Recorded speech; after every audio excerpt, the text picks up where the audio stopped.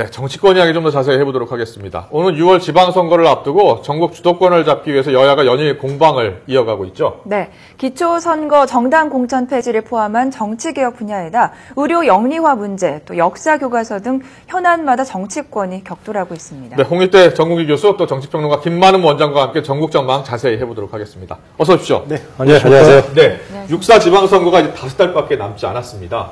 지금 서울시장 선거, 경기지사 선거, 인천시장 선거, 이 수도권이 가장 치열할 것으로 예상이 되고 있어요. 두 분의 전문가께서는 어느 지역 뭐 다 경쟁이 치열하겠지만 그래도 핫한 곳이 어디라고 생각하십니까? 먼저 김만우. 네.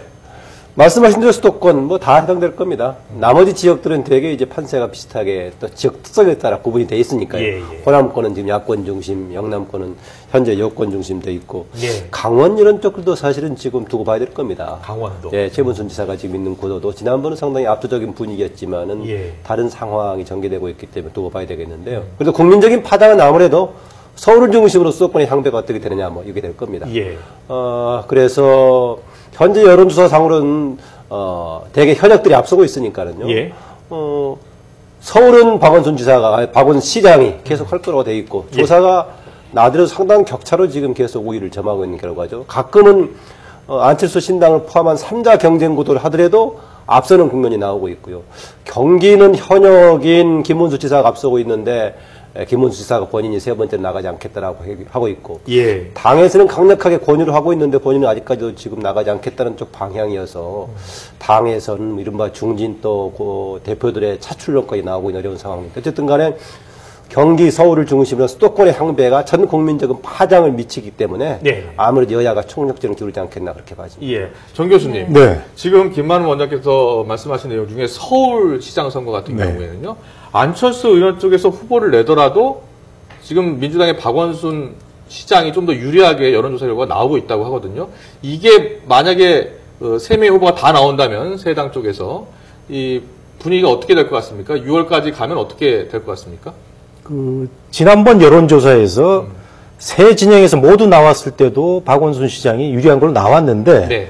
이때는 안철수 의원 쪽에서 독자 후보를 내겠다 안 내겠다 이런 얘기가 없었어요. 그때 여론조사였고요. 예. 이제 이게 달라질 수 있는 겁니다. 안철수 의원이 윤여준 그 의장을 통해서 내겠다라는 얘기를 했는데, 그래서 뭐 장하성 교수 착화한 거 아닙니까? 예. 그렇다면 상당히 영향을 미칠 수 있다고 봅니다. 박원순 시장이 5%의 지지율을 50%로 득표율을 가져갔는데, 이거 만든 사람이 안철수 의원 아닙니까? 예. 근데 안철수 의원이 후보 내겠다 이러니까 박원순 시장 지금 뭐 긴장 풀 수 없는 상황이고요. 뭐 새누리도 마찬가지라고 생각이 됩니다. 경기지사 쪽은 어때요? 김문수 지사가 계속 안 나온다고 하고 나오지 않는다면은 또 경기지사 선거도 여야가 아주 박빙의 승부를 펼치지 않을까요? 그렇죠. 뭐 서울과 함께 경기지사는 항상 그 박빙의 싸움이었는데, 예.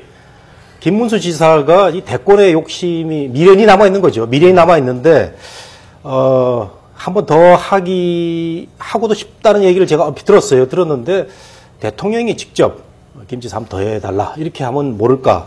아직까지는 뭐 안 하겠다 이런 얘기를 하고 있는데, 김 지사가 빠지면은 굉장히 팽팽한 싸움이 될 것 같고, 김 지사가 3선에 도전을 하면은 새누리당에 굉장히 유리한 그런 구도가 되지 않을까 싶습니다. 예. 네. 시간이 지나면 두 가지 변수가 서로 상충되는 변수가 작동할 여지가 있습니다. 지금 한 5개월 앞둔 시점에서는 아무래도 현역한테 조금 인지도가 높기 때문에 유리하게 나올 가능성이 더 크죠. 선거 당일 가까워질수록 격차가 상대적으로 줄어들 가능성은 있습니다. 대신 또 반대 성향이 뭐가 있냐면은요. 예. 새 후보가 나오는 가정, 주요 새 후보가 포함한 경쟁 구도라고 했을 경우에는 야권 분열 효과 때문에 그럼에도 불구하고 야권의 불리하게 나올 건데, 실제로 또 투표 가까워져 왔을 경우는 당선 가능성 있는 쪽으로 쏠리기 때문에요. 반드시 분열 효과만 나오지 않은 두 개가 좀 상쇄하는 그런 효과가 있을 겁니다. 네. 그래서 앞서 말하신 것처럼 여야 중진급 의원들 차출설이 나오고 있는데요. 어떻게 가능성이 있다고 보십니까? 네.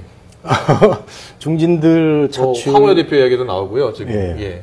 정몽준 의원 보고 서울시장 나가라고 그랬더니 본인이 아니 황우여 대표 당신이 인천 나가면 내가 나가겠다 이런 얘기도 했다 그러고, 민주당 쪽에서는 이제 호남 쪽이 아무래도 이제 불안하니까 뭐 박지원, 정동영 대거 투입해가지고 승부를 걸어야 된다. 이 광주시장 후보인 이용섭 의원조차도 이거 총력을 기울여서 우리 사수해야 된다 이런 의지를 보이고 있어서 막판에 가면은 전격 그 전략 공천이라고 하지 않습니까? 이 예. 전략 공천이라는 게 참 그 많은 후보자들한테 뒤통수를 때리는 이런 그렇죠. 건데. 예, 반발도 심하고요. 네. 전략 공천으로 그 중진들의 투입도 뭐 예상되는 상황입니다. 황우여 대표 같은 경우 좀 인천시장 후보로 지금 나와야 되지 않느냐라고 하면서 이제 차출설 나오는 거고요. 지금 서울시장 후보로는 지금 정몽준 의원 계속해서 나와야 된다라고 사무총장이 이야기하고 있지 않습니까? 네. 본인이 뭐 본인 아니라고 얘기했죠. 다른 사람을 돕겠다. 조력자 역할을 하겠다. 메이커 역할을 하겠다. 이런 정도 했는데 네. 그럼에도 불구하고 사무총장을 비롯해서 여러분들 얘기를 하고 있죠. 아마 설득하려면은 차기의 대권 도전하는데 이 길이 도움이 될 것이다. 당에서도 전력 지원하겠다. 그런 것이 아니라면 갑자기 번복하고 좀 나오기는 쉽지는 않아 보입니다. 그렇군요. 예. 김문수 지사나 남경필 의원은 어떻습니까? 마침 지금 이게 차기 국회의장 교체 시기하고 당 지도부 재편 시기하고 예. 또 선거를 한 달 앞둔 시점에 맞물려 있기 때문에요. 예. 역할 분담을 어떻게 할 것인가. 아까 홍여 대표의 경우도 만약에 본인은 가장 아마 희망 섞인 방향은 본인이 국회의장 가기를 바라지 않겠는가. 아. 또 다른 분들도 국회의장 가고자 하는 분들이 있고 또 예. 당 지도부로 가고자 하는 분들이 있기 때문에 여기 서로 어느 쪽으로 배치할 것인가 이런 데 좀 있는 것 같습니다. 예. 그래서 남경필 의원의 경우도 본인은 지난번에 도전했다고 좌절했던 원내대표를 좀 지향을 하고 있는 것 같은데요. 그런 것하고 맞물려 있어서 이 중에서 국회 원내직 아니면 국회의장직, 당 지도부 아니면 광역단체장 어느 쪽으로 엮어서 배치가 될 것인가 또 대권 후보의 가능성 있는 분들은 차기 전략하고 당하고 어떻게 맞물릴 것인가 예. 몇 가지가 복합적으로 엮여 있는 것 같습니다. 네. 민주당 쪽에서는요, 지금 정동영 전 의장, 네. 그리고 박지원 전 원내대표 차출설이 나오고 있어요. 예, 정동영 전 의장은 본인이 강력하게 부인을 하고 있기 때문에 제가 보기에는 참여할 가능성은 없어 보인다. 네. 박지원 의원은 적극적으로 가겠다는 얘기는 하지 않고 있지만 반대로 아주 가지 않을 것이다라고 단정하지도 않고 있어서요. NCND 방향을 보이고 있어서 네. 상황에 따라서 유동적으로 참여할 가능성도 있다. 좀 이렇게 봐집니다. 네, 민주당은 지금 전북과 전남, 광주 이 세 곳이 굉장히 중요하잖아요. 네. 안철수 신당 쪽에서 굉장히 관심을 기울이고 있고요. 네, 어떻게 보세요? 저는 뭐 이 호남 싸움이 이번 지방선거의 가장 중요한 싸움이라고 보는데 예. 문제는 이제 안철수 진영에서 지금 인물난을 겪고 있다는 게 큰 문제 아니겠습니까? 예. 그런 점에서는 우려가 되는데 예. 안 진영에서는 또 최근 여론조사에서는 그 윤장현 이사장인가요? 그 예, 광주 시장 후보에서 비전 21 위원장이죠. 일부 여론조사에서는 붙였을 때 또 좋게 나온다 이런 얘기도 있어서 예. 안철수 진영 약진도 예상이 되고요. 예. 저는 이런 말씀 좀 드리기 전에 우리 그 국회의원들 중진들이 이렇게 흔쾌하게 뛰어들지 못하는 이유를 좀 예, 말씀드리겠습니다. 예. 어떤 이유 때문입니까? MJ 정몽준 의원 같은 경우 이제 대권에 꿈이 있지 않습니까? 예. 대권에 꿈이 있는데 자칫 서울시장 나갔다가 박원순 시장한테 지면 이거 뭐 돌이킬 수 없는 타격을 입고 아. 남경필 의원 같은 경우는 5선입니다. 굉장히 젊은 사람인데 5선을 하고 있어요. 그러면 이제 존재감을 보여줘야 되는데 사실 남경필 의원은 다선인데도 불구하고 존재감이 별로 없었습니다. 많은 선거에서 떨어지기도 하고 당내 선거에서도 예. 뭐 별로 기반이 약한데 경기지사 나갔다가 또 될 확률이 크지 않거든요. 이런 네. 측면에서 몸을 사리는 거고 따라서 중진들이 우리나라 중진들이요. 국회의원 5번, 6번 할 거 생각하지 말고 한번 승부를 걸어서 안 되면 다른 사람한테 기회 줘야 되는 거 아닙니까? 언제까지 5번, 6번, 7번씩 합니까?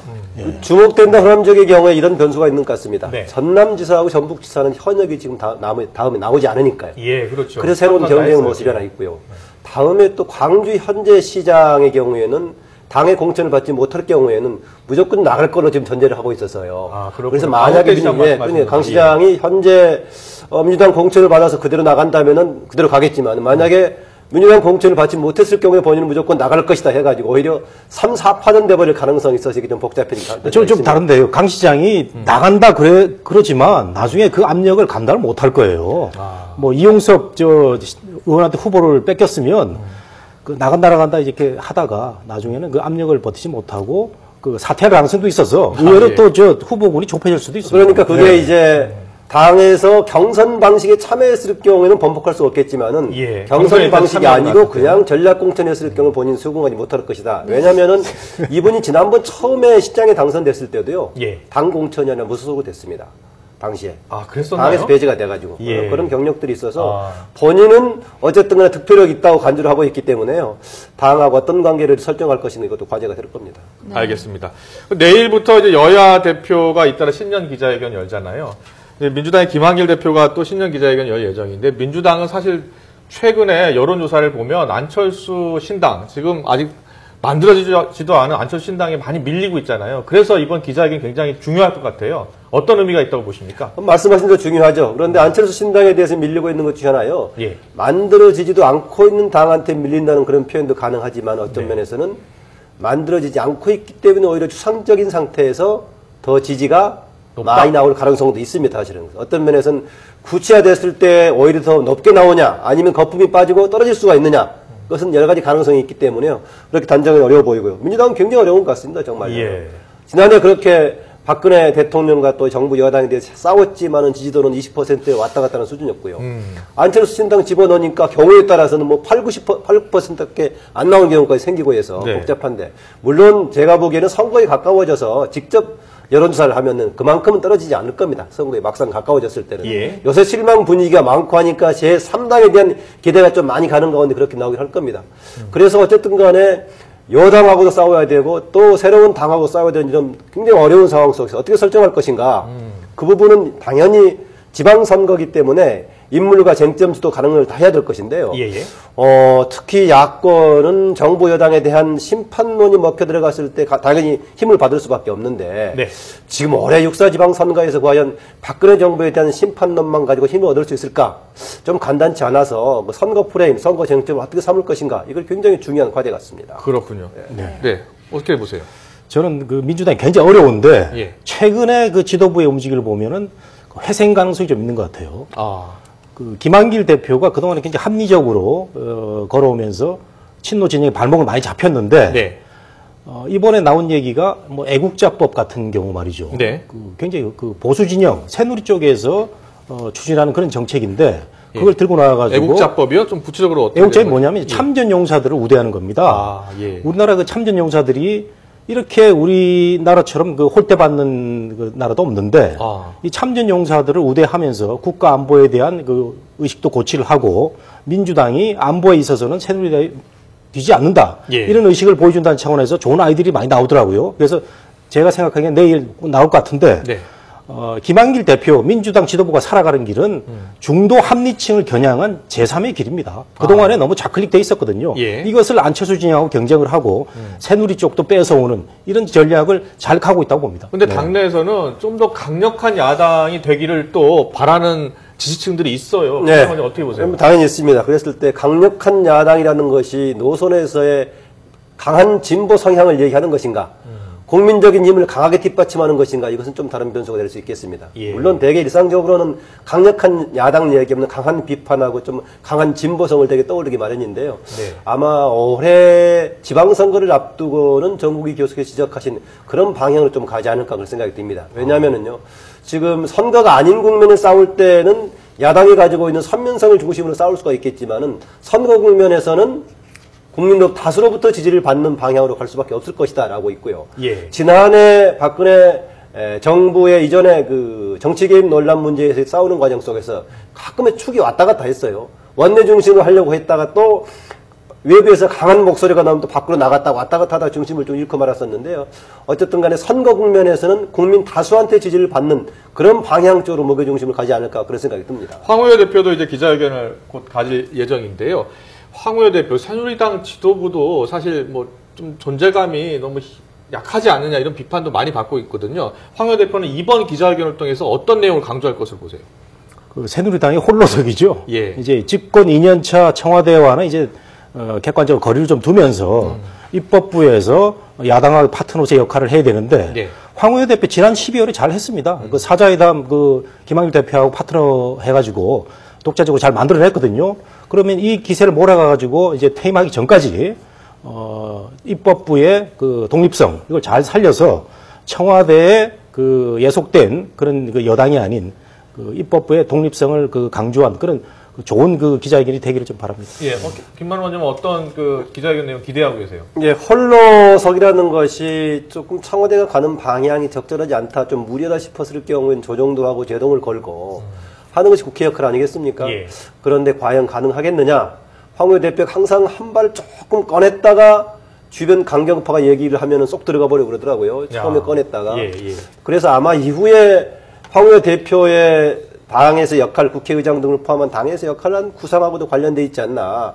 너무 또 강하게 홀로서기 입장으로 갔을 때는 이후에 당을 주도하고 있는 친박으로부터의 좀 고립 이런 가능성까지 포함해서 하고 있어서 정말로 독자적인 청와대하고는 조금 뭔가 협력하면서도 국민 여론을 일반적으로 반영하면서 야당하고 협력관계를 유지할 수 있는 그런 것을 강조할 것인가, 아니면 아까 서청원 의원처럼 청와대가 얘기했던 바를 뒷받침하는 경제 살리기나 뭐나 이런 쪽을 중심으로 한 얘기할 것인가, 조금 경계선상에서 아슬아슬해 보이긴 한데요. 지금까지 보면은 황우여 대표가 명백하게 청와대를 이렇게 협력하면서도 또 국민들의 의견을 반영하는 그런 쪽은 표명할 가능성이 좀 약해 보이긴 합니다. 네, 뚜껑 열어봐야 알겠죠. 알겠습니다. 네. 예. 이 여야가 정책 분야에서도 공방을 벌이고 있는데요. 그 부분에 대해서도 좀 살펴보겠습니다. 의료계 파업 예고 사태가 철도 파업 사태 이후 또 다른 사회적 갈등을 불러일으킬 조짐을 보이고 있는데 여야도 각을 세우고 있습니다. 예. 먼저 오늘 여야 입장 발표 내용 들어보시겠습니다. 야당과 대한의협에서 주장하는 의료 민영화는 문제의 본질을 왜곡하고 국민 여론을 호도하는 것입니다. 최고의 전문가 집단과 관련 단체들이 반대할 때에는 어떤 이유가 있는지 다시 한번 깊이 살펴보아야 합니다. 마지막 질문이 될 것 같은데요. 정책적 이슈로도 여야가 지방선거를 앞두고 강하게 부딪힐 것 같은데요. 지금 의료 파업 의료계 파업 예고입니다. 결국 또 민영화 문제하고 또 관련이 돼 있지 않을까 생각이 들거든요. 네. 정우 교수님은 어떻게 보세요? 지금 의료 이 파업 관련해가지고는 예. 민주당이 생각을 잘못하면 안 됩니다. 예. 이거 의료 민영화가 아니고요. 예. 뭐냐면은 그 중소병원들 그 살리기 위해서 정부가 중소병원들을 비영리에서 영리법인으로 하겠다는 이런 거거든요. 예. 왜냐하면 대학병원들은 다 할 수 있는데 이 중소병원들은 그 의료행위만 해라 해가지고 그동안에 굉장히 뭐 많이 무너졌어요. 집안이. 제 친구도 그 병원 하다가 그 망해가지고 네. 개인 그 의사로 다시 돌아갔는데 이거 하고 이제 원격 진료 이런 얘기를 하고 있는데 이게 민영화나 영리화가 아니고요. 예. 정확히 얘기하면 의료산업 활성화 또는 의료산업 규제 완화입니다. 규제 완화. 예. 이것은 정부의 그 추진 방향이 그 타당한 측면도 있고요. 이걸 이제 보완해가지고 오늘 그 뉴스를 보니까 정부하고 의협하고 앞으로 잘 해보겠다는 쪽은 긍정적으로 나왔거든요. 예. 그러면 야당이 쓸데없는 거하고 괜히 각을 설 필요가 없는 거예요.